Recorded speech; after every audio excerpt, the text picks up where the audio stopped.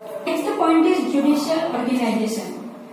न्याय के लिए संगठनों का निर्माण किया गया। Britishers made the organisation for judicial, न्याय के लिए they founded courts in India.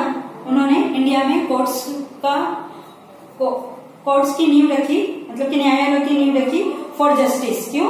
न्याय के लिए।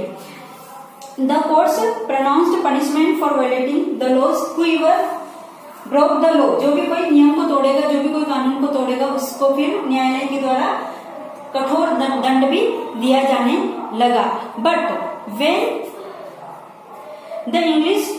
The law clashed between Indians and British, लेकिन जब भी इंडियन और ब्रिटिश दोनों के बीच, दोनों के नियमों में कुछ भी क्लेश होता था, विवाद आता था, तो दे अप्लाइड ओनली इंग्लिश और ब्रिटिश लॉ। सिर्फ वो जो अपना रूल था, उनका जो रूल था, उसी को अप्लाई करते थे। And that was also wrong for Indians. And in the same sequence the reforms made by Lord Cornwallis in judicial organisation. Judicial organisation में जो भी सुधार किए गए लॉर्ड कॉर्नवालिस के द्वारा, when they put together and called Cornwallis code, उन सबको मिलाकर के कॉर्नवालिस कोड के नाम से जाना जाता है। इन 1793 से उसको कॉर्नवालिस कोड के नाम से जाना जाता था। Now the next point is control over company. Company पर नियंत्रण, कंपनी पर ब्रिटिश गवर्नमेंट का नियंत्रण कैसे होता है? The British government introduced the concept of law. It means that in the eyes of law, all men were equal. जब British government ने विधि का, कानून का नियम हमारे यहाँ पर इंट्रोड्यूस किया, इसका मतलब ये होता है कि कानून की नजर में सभी बराबर है, चाहे वो इंडियंस है, चाहे वो ब्रिटिशर्स हैं। But the British did not apply the same law for Indians. लेकिन ब्रिटिशर्स होते हैं, वो सेम लॉ दोनों पर अप्लाई नहीं करते। इंडियंस के लिए उनके लॉ, उनके नियम कुछ और होते हैं, और ब्रिटिशर्स मतलब उनके खुद के लिए उनके जो नियम कानून होते हैं वो कुछ और होते हैं। इन 1793 the company extended the trade work for more 20 years।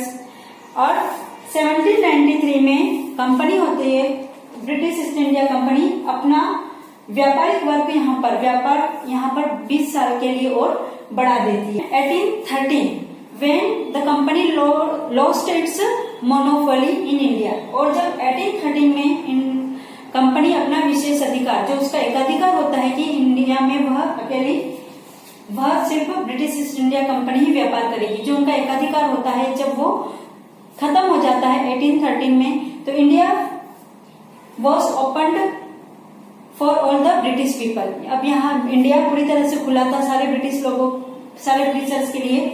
Britain से कोई भी आकर के अब यहाँ पर व्यापार कर सकता था। Government wanted to increase its hold in India. जैसा कि ब्रिटिश गवर्नमेंट अपना कब्जा इंडिया पर जमाए रखना चाहती है, so Indian civil services system was centralised. Indians did not have any role in this new system of rule. Indian civil services के थ्रू इंडिया को सेंट्रलाइज्ड मतलब कि केंद्रीकरण किया जाता है, बट इंडियन डिड नॉट, लेकिन वहां पर इंडियंस के लिए कोई भी रोल नहीं होता है। इट मीन्स वहां पर जो भी केंद्रीकरण में, केंद्र में जो भी जितनी भी हाई पोस्ट होती है, मेजर पोस्ट होती है, की पोस्ट होती है, वहां पर इंडियंस के लिए कोई भी पोस्ट नहीं होती है।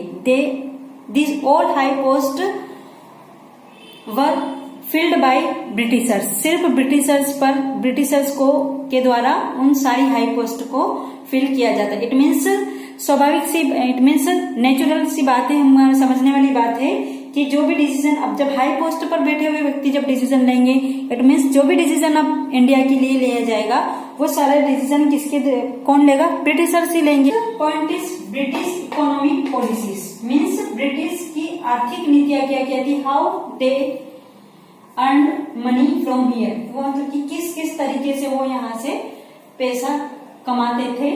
British economic policies, the British adopted new economic policies and they made many changes in field of land revenue system, agriculture, trade and industries. These policies of British damaged the traditional economic infrastructure set up in India। जब उन्होंने यहाँ पर बहुत सारे अलग जो system थे उनमें उन्होंने चेंज किया, जैसे कि बहुत सारे लैंड रेवेन्यू में उन्होंने चेंज किया, एग्रीकल्चर में उन्होंने चेंज किया, ट्रेड में, इन सब में जब उन्होंने चेंज किया तो उसकी वजह से क्या होता है कि उनकी जो इससे इकोनॉमिक कंडीशन होती है वो तो इम्प्रूव होती जाती है, लेकिन हमारे इंडिया का जो इंफ्रास्ट्रक्चर से और इकोनॉमिक जो कंडीशन होती है वो डाउन होती जाती है, मतलब कि उसका स्तर नीचे की तरफ गिरता जाता है। And they ruined Indian agriculture, trade and industry, और इस तरह से वो हमारे इंडियन एग्रीकल्चर, इंडिया की खेती, यहाँ का व्यापार और यहाँ की इंडस्ट्रीज जो भी उद्योग धंधे होते हैं उन सबको पूरी तरह से तहस नहस कर देते हैं।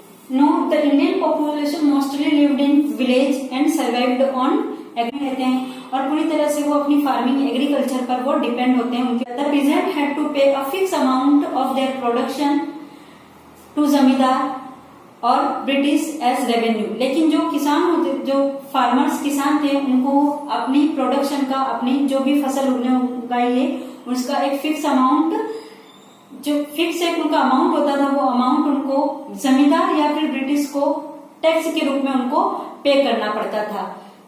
अब देयर इज नो मैटर कि उनका कितना उगा है, कितना फसल उन्होंने प्रोडक्ट करी है, कितना फसल का उनका प्रोडक्शन हुआ है, बट दे हैव टू पे, दे हैड टू पे, लेकिन उनको पे करना ही होता था। The peasants were harassed by the officially during revenue collection, जब उनसे टैक्स कलेक्ट किया जाता था तब पीजेंट्स को परेशान भी बहुत किया जाता था, उनके ऊपर अत्याचार किया जाता था। If they were not able to pay the revenue, अगर वो रेवेन्यू पे करने के लिए नहीं एबल है तो उनको अननेसेसरी दूसरे कुछ काम लेने जाना, उनसे मारपीट करना, उनको किसी भी तरीके से परेशान करना, कि उनको कोई मतलब नहीं होता था कि उनके पास, किसान के पास कितनी जमीन है, उनका कितना प्रोडक्शन हुआ है, प्रोडक्शन ढंग से हुआ भी है या नहीं हुआ है, उन सब चीजों से ब्रिटिशर्स को कोई मतलब नहीं था, उनको सिर्फ अपने रेवेन्यू से मतलब था। तो like that the condition, economic condition of Indian peasants, traders and artisans was decreasing day by day. इस तरह से हमारे यहाँ के जो व्यापारी थे, कलाकार थे, जो किसान थे, उनकी जो इकोनॉमिक स्थिति होती है, जो आर्थिक स्थिति होती है, वो दिन ब दिन खराब होती गई, घटती गई। And the economic condition of British was improving day by day.